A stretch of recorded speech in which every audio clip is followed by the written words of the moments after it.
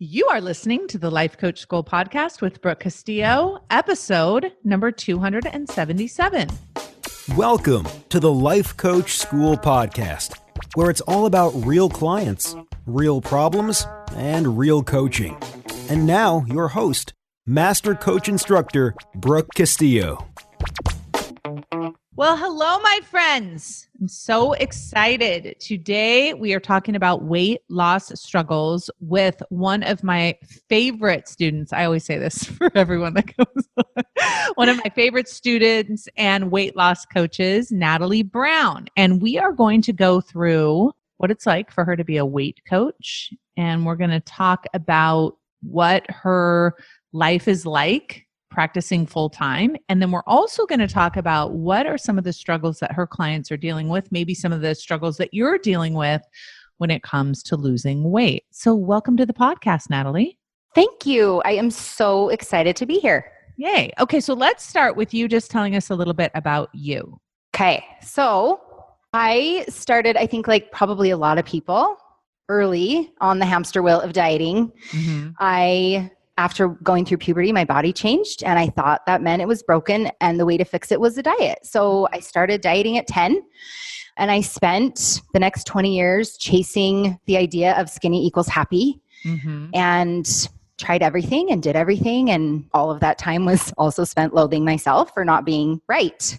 Right. And I had the experience of getting to my ideal weight and no sunshine and rainbows started appearing. And I was like, wait a second.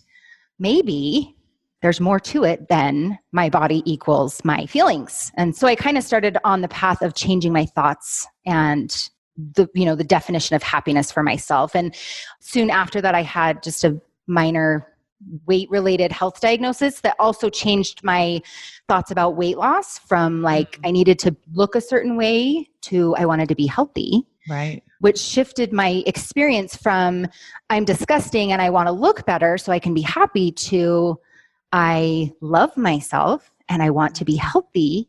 And, obviously that is the secret sauce. I was able to lose the weight, have a totally different experience of it, and then just have it be a non-issue. I don't even really refer to it as keeping it off because I just feel like it's just the new way that I am. Right. That's exactly how I feel about my weight and about drinking. Like I don't identify myself as sober, as if if you don't drink, you have to call yourself sober or an alcoholic. Right. I'm just not interested in it anymore. It's so interesting to have struggled for so many years and have the experience of like not being able to control myself around food to now just have it be kind of a non-issue. So how did you find me? I found you through Jody. Oh, nice. Okay. Yeah. And that was kind of after my weight loss experience, right? So I didn't know that I was using the model and changing my thinking, but I think that's why, this work resonated so much with me was because I was like, wait a second, that works. I did it. Right. Yeah. Interesting. So you were in Jody's program, Jody Moore. She's one of our master coaches. And then what made you decide to become a coach? Yeah. So, at that same time in my life, I had my last child go into school full time and I was a stay-at-home mom and just kind of, it threw me another kind of identity shift from like being a mom full time and having, this kind of purpose to like, what now? And so I think that's really what drove me to it. And I thought Jody's life seemed super fun. And that I could totally super fun. I want Jody's life.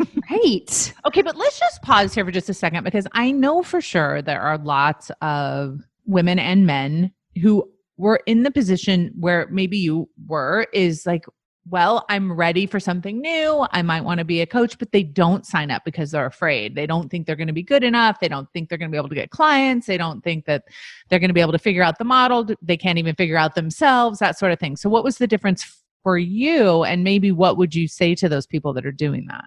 Well, I kind of adopted at the time this way of living that was just like, I'm going to say yes to new things, even if they're scary, even if they're hard, even if I've never done them before. And like, to be perfectly honest, when I got on the website and looked at like the, requirements for certification, I literally felt like I was going to throw up. I texted my husband. I was like, maybe not. This sounds like a terrible idea.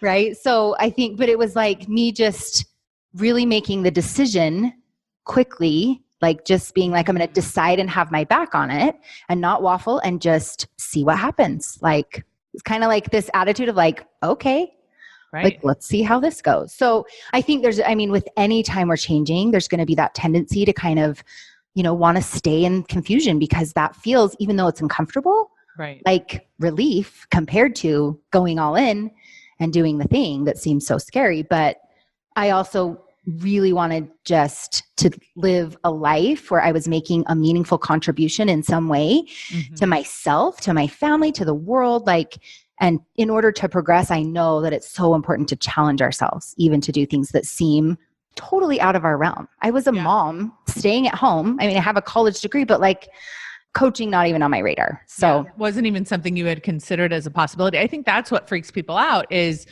they all of a sudden get this possibility presented to them. Like, and it's not like in the beginning, and this is what a lot of people have told me as they've met me. It's like in the beginning, it's just like, oh, I could feel better by changing my thoughts. That's amazing. That's kind of like the first possibility. I could actually manage my life and enjoy it more. And then the second possibility is maybe I could become a life coach and do this and work from home. And then once you're a life coach, then I get you and I'm like, and now you can see, make this huge contribution and make all this money and do all these big things, which you have done beautifully, right? You've signed up, you were terrified. And I think a lot of people think, oh my gosh, I'm terrified. That means don't do it. And my advice is always the opposite. Oh, that's a very good sign. yes, You're right on track. If you're scaring yourself a little bit every day, that's a good thing. So what is it like to be a weight coach now that you got certified, even though that was very scary, getting certified and going through the class and coaching and all of that. But now you're certified, you made it. You have a practice. You have clients who are paying you for weight loss coaching. Tell us what that's like. It is amazing and challenging and hard and fun and all of the things, of course. But I think it is above all else so rewarding, right? To be able, like, I get the experience of offering these tools and the freedom that I have found using them with my weight, all of my, wealth of knowledge and experience to be able to help them make changes. And that is like, every single time I hear my clients say, oh my gosh, I've never thought about it that way before. I'm like, I know, right? Like, oh, so fun. That's so good. So you work from your house. I do. And you wake up in the morning and you have the most adorable office. I wish everyone could see it, but you come into your office and you see clients on Zoom, which is like video conferencing, right? And then do you just go client after? Tell us a little bit about what a day is like for you. Yeah. So I have my clients, I see them on specific days. So I make sure that I have time on Mondays to dedicate to my business itself and flex time on Fridays so that I can make sure that I'm home in time for my daughter who has short days. So I just pack all my clients in the middle of the week. And I do a combination of consults and clients. So I do, blocks of time where I do consults in the morning.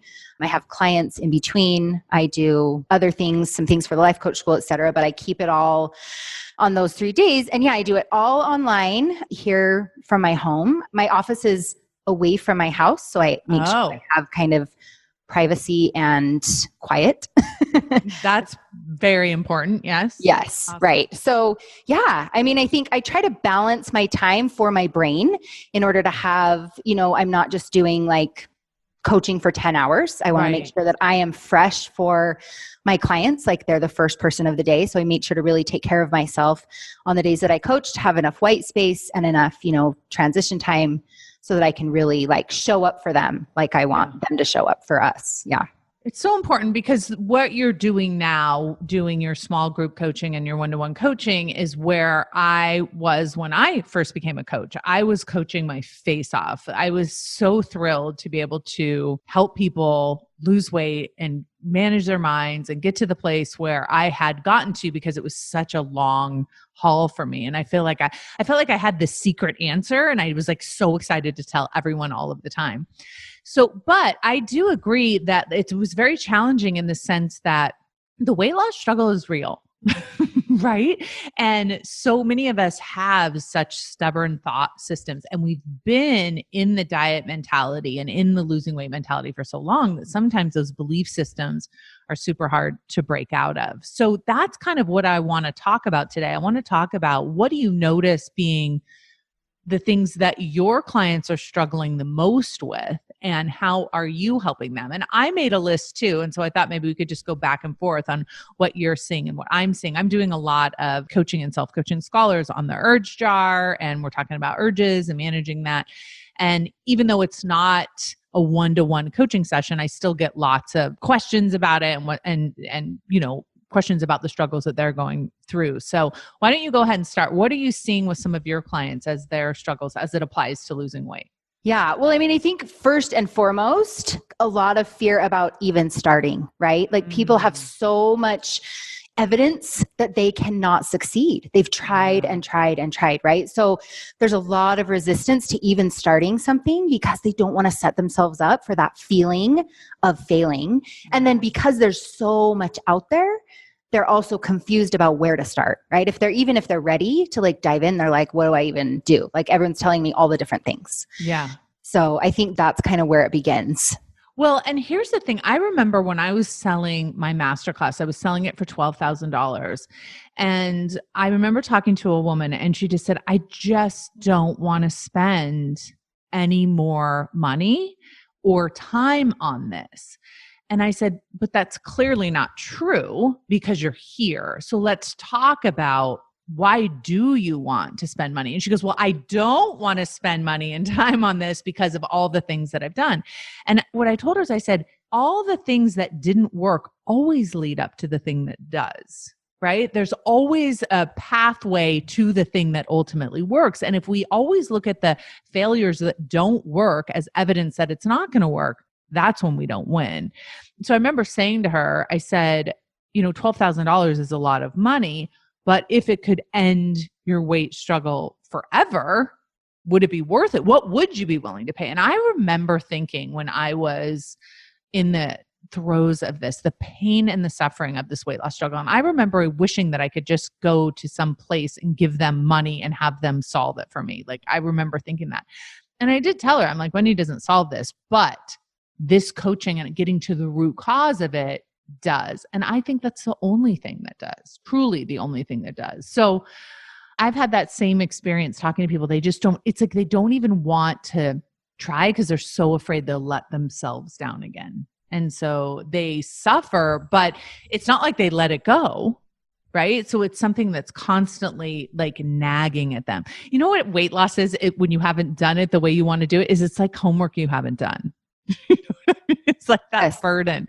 It's just hanging over your head. Yeah. Because they're in so much discomfort. Right.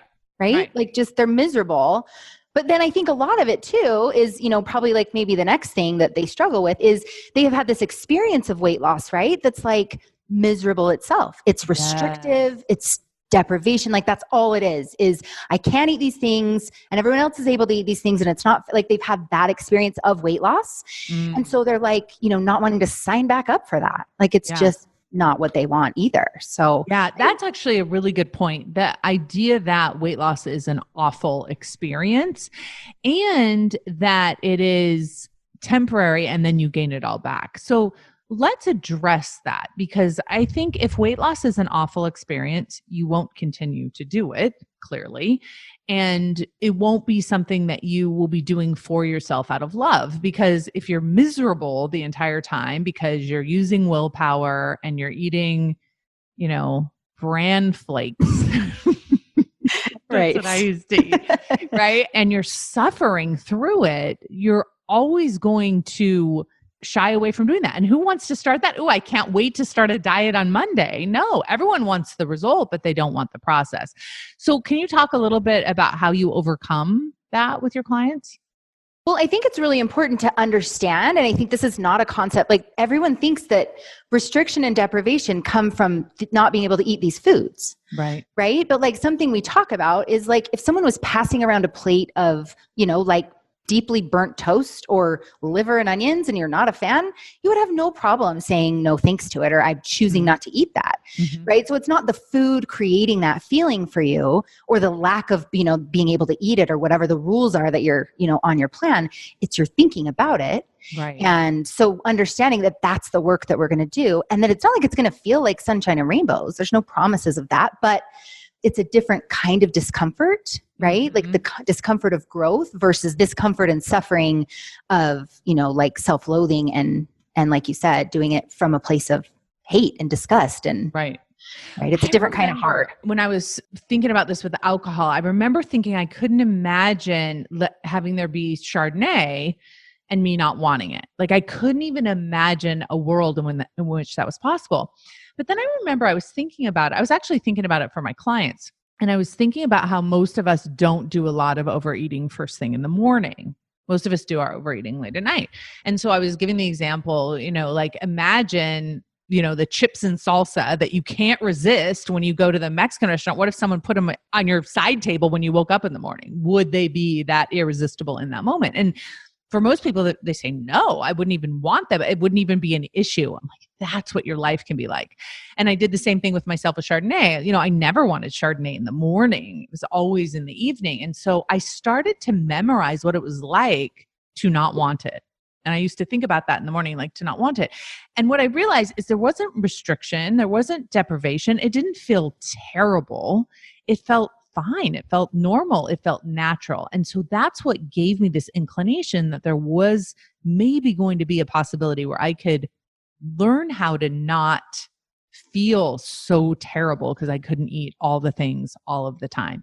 And we talk a lot about how that requires us to reduce our desire for these foods. And in order to reduce our desire for these foods, we have to understand them first.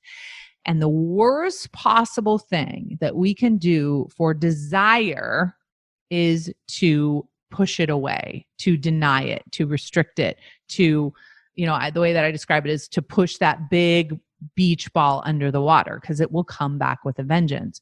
We have to allow our desire to be there so we can understand it, but we don't have to suffer through it.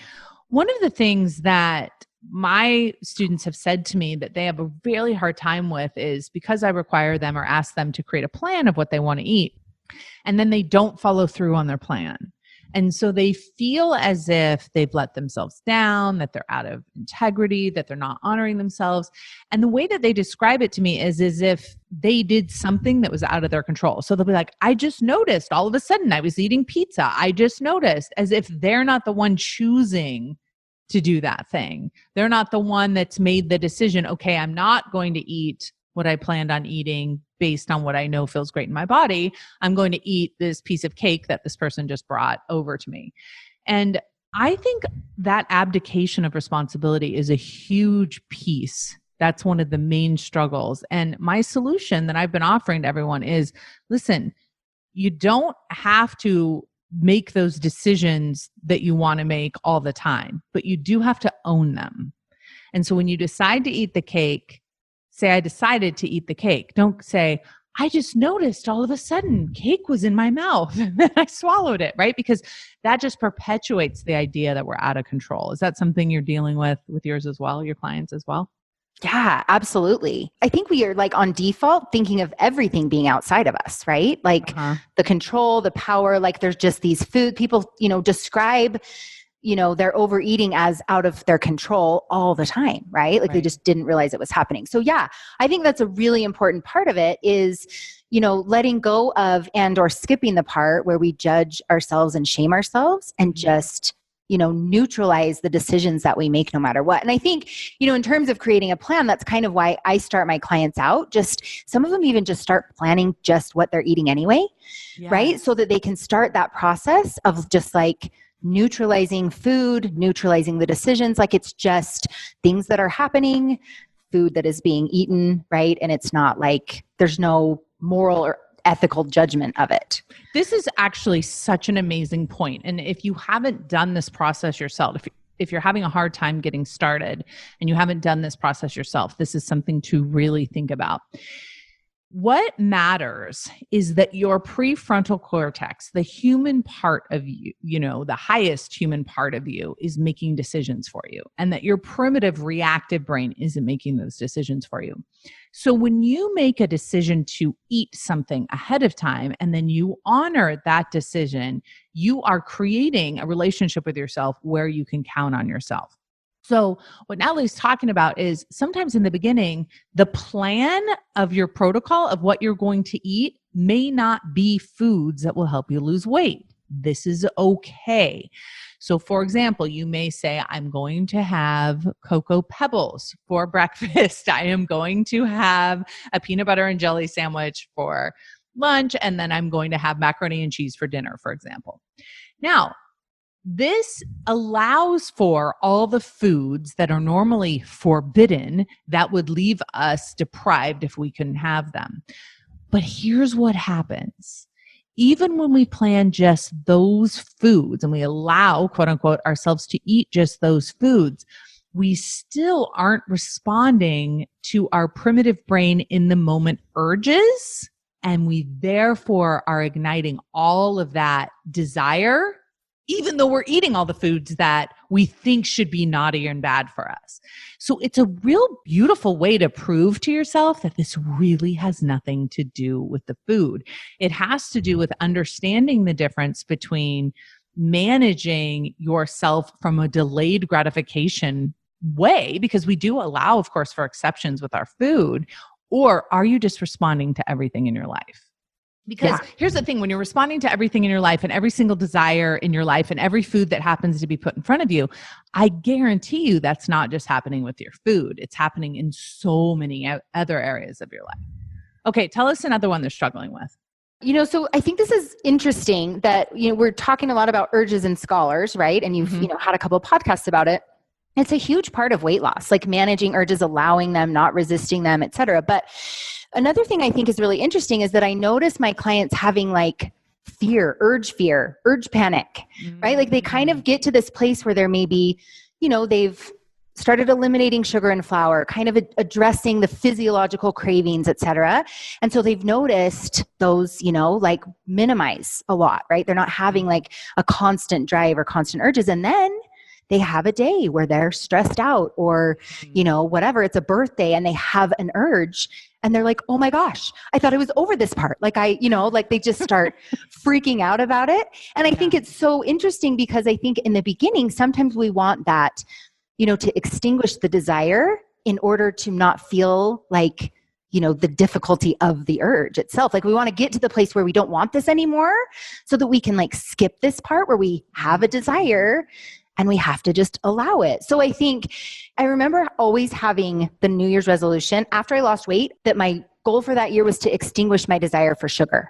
And what it entailed was me like resisting the desire that I had. Which and I had this bro. Exactly. It was like by March, it was like worse than it had ever been. Right. But I had this epiphany, you can imagine, where I realized that I could have the desire for something and just not do anything about it. Yes. Like the desire itself was not the problem, that it was, my reaction to it, my resistance of it. And, that it was actually like a really important part of our survival mechanism, right? Like I read this study about rats where they had blocked their dopamine receptors just to test the process, and they would give them sugar water. And the rats would visibly respond like, it was like, yay. I don't know if it was like a rat smile or what was happening, but they clearly enjoyed it, but they had no drive to then get any more. But the other thing that was happening was they had no drive to eat at all. They had no desire for sex. They had no desire to live, and they died. So the idea that desire is natural and important, it's a feeling that we're going to have and that we want to have, but that we don't have to react to it. It doesn't mean that we have to make the decision to eat the thing. Yeah, that is so important. And just to like add to that, the ability to manage your desire is something you have to practice. It's something you have to do. And if you don't have a weight struggle where it becomes so clear what exactly that you're doing, you may never have the opportunity. It's almost like my weight struggle really taught me how to be the best version of myself because like, for example, I'm writing a book right now and I'm running a company right now. And there are times when I have urges to get in my car and drive to a very far away place. Yes. By myself and to cuddle up and watch Netflix. Like that's a real like urge. And I do feel like I am one of those people who has been very compulsive my whole life. And so I've given into a lot of those urges, and they've cost me so many things in my life because it was always trading the immediate desire for the long-term desire.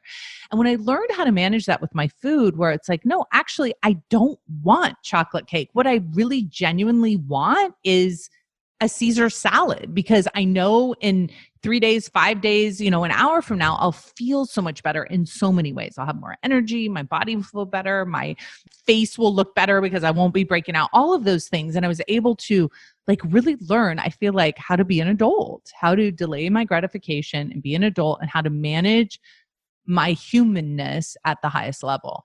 And that, of course, is now applied to everything. So when I don't want to write, and I'd rather, and no one's telling me I have to write, right? There's nobody, forcing me to. There's not a lot of direct negative consequences for not doing it right now, but I still do it because I'm in the practice of not honoring the urges. And the other thing I talked about in the previous podcast is the urge to just hate myself, and recognizing that as an urge now, and just seeing oh, it's so interesting. When I stand on the scale or eat something that I wish I hadn't eaten, the urge to then follow that up with a good beating is right there. And now I have the ability not to react to that. So yeah, I think that's a huge one.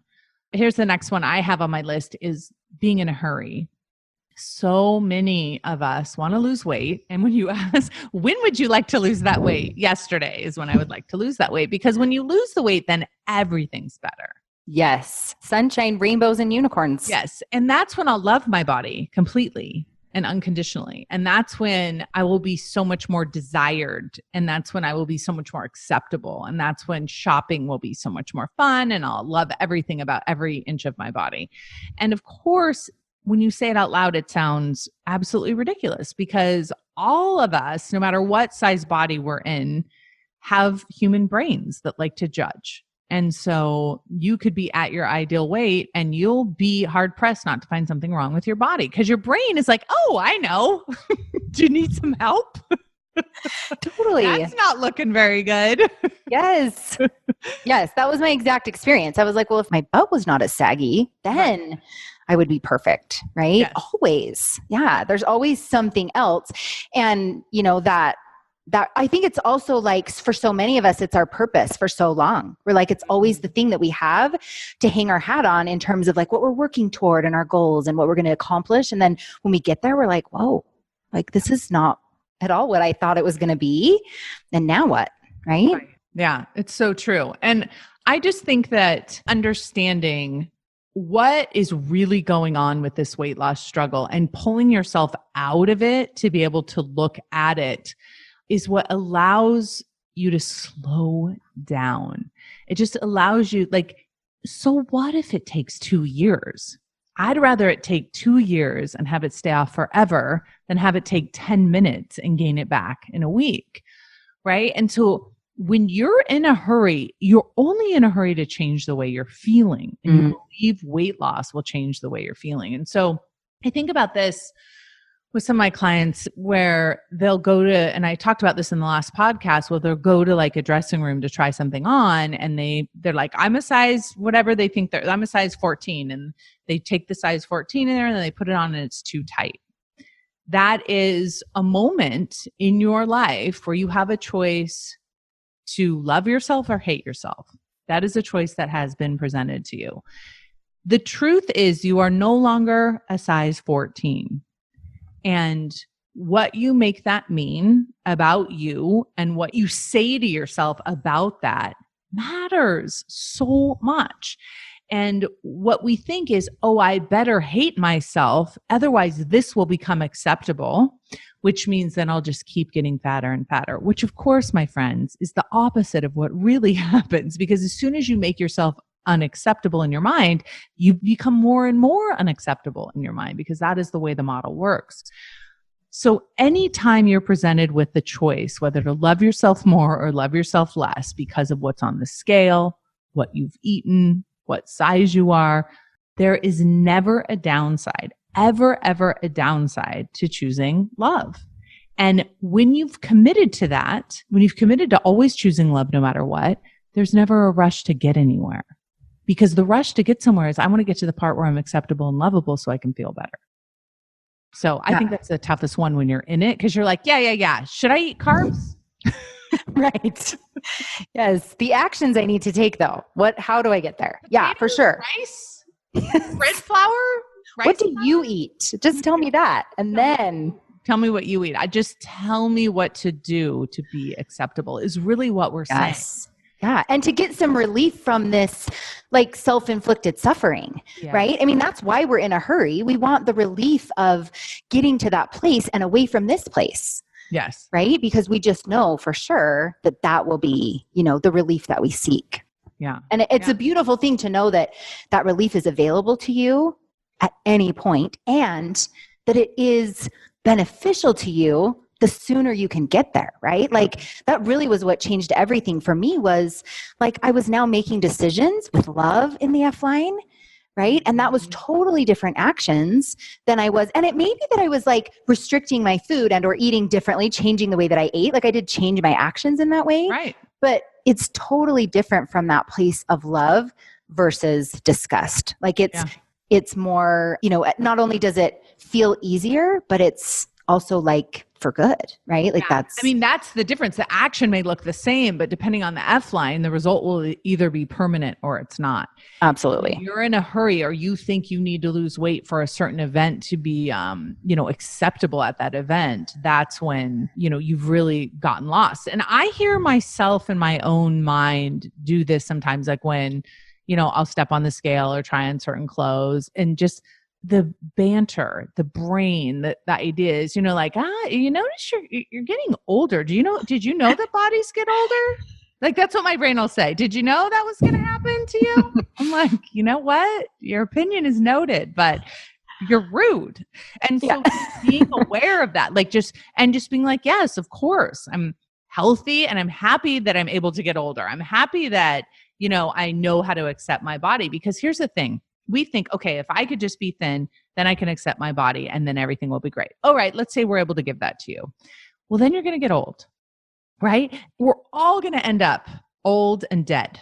That's what's, hopefully old, right? Hopefully old and dead. Right, yes. And so the sooner we can get to the point where we can be present with what is, the better. Did you have another one? Well, I mean, I think as we're kind of going along, you get started, you get this plan, you're changing your eating, you're doing awesome. And then, the thing with the cupcakes and you eat them. And then that same thing that we were talking about, like wanting to skip to the end, I think we then slip into a pool of apathy in order to, right? Like we're like, it's fine. I'll try again tomorrow. It's not that big of a deal. I've already screwed it up. Yes. Well, I might as well, right? So that we don't have to feel the feeling of failure or disappointment or, like it's our way of plugging our ears to all of the chatter that happens in our brain when we make that choice. So I think that that's another part of the journey that becomes the stop sign for a lot of people. Right. That urge to quit is there. Yes, totally. The urge to, make a decision to go unconscious. And we don't think about it as a decision, but it really is, because it's like, I remember I'd be like, this is what I'm going to eat. And I would plan what I was going to eat. And then I would have something that wasn't on there. And that was a decision that I made, a decision to sabotage my effort or whatever. And instead of saying, okay, that was that decision, and that decision is now over, and now I'm going to make a new decision, I would pretend as if that one decision was extended throughout the rest of the week. Totally. It negates everything after it until you decide it starts counting again. But listen, what I want to tell you is that each time, each bite, each thing is a decision after that. So abdicating responsibility for your own decisions doesn't make you less responsible. You are always responsible to yourself. And so one of the things that I've committed to doing with myself is just telling myself the truth, is that this is the choice that I'm making, and I'm making this choice because I've given up on myself, or I'm making this choice because I think I don't matter. I think, right? And so when you're able to look at a more long-term picture for yourself and you're not in such a hurry, then here's what doesn't matter. You can be on your protocol and eating super healthy and not lose weight for 4 days. And you don't make it mean anything. You're like, but this feels good, but I'm taking care of myself, but I'm honoring myself. I am not going to be a slave to this scale. I know this makes sense for me. I'm going to keep going. Is a place where you develop so much strength versus, well, if this scale is not going to cooperate, I'm out. I mean, I'm eating cake, which makes no sense. The scale's not going down, I'm going to eat cake. The scale's not going down, I'm going to overeat. That will not help.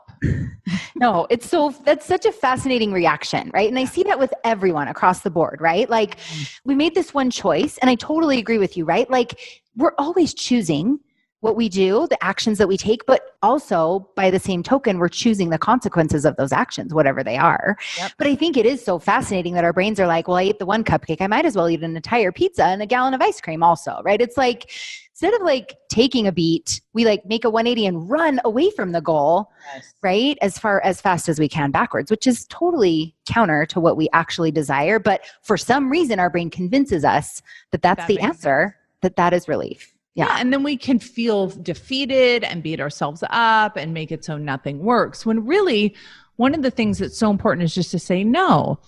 Instead of saying, I ate all this food and I've gained all this weight and this isn't working. That's this very vague, all-encompassing thing. We say, no, what exactly did you eat?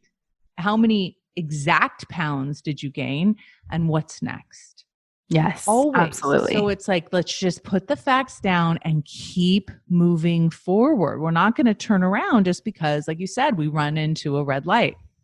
Yeah. So one of the best ways that I know of how to get out of your own brain, of how to, focus on what it is you want and have some accountability and get kind of in touch with why you do what you do is to work with a coach. So I asked Natalie, I said, hey, I think that we should put together a group coaching program of 10 people because I get so many requests for my masterclass, and the masterclass that I used to teach, which was a small group of 10 people where so many people lost weight that I literally just do not have time to do anymore. So I asked Natalie, because her schedule is filling up with one-on-ones, I said, why don't we have you do a group? And I wanted to offer it to all of you, those of you who have kind of what we were talking about at the beginning, afraid of stepping in and making the decision to go after this again because you're so afraid it's going to be deprivation and hate and not worth it, and then it's not going to work.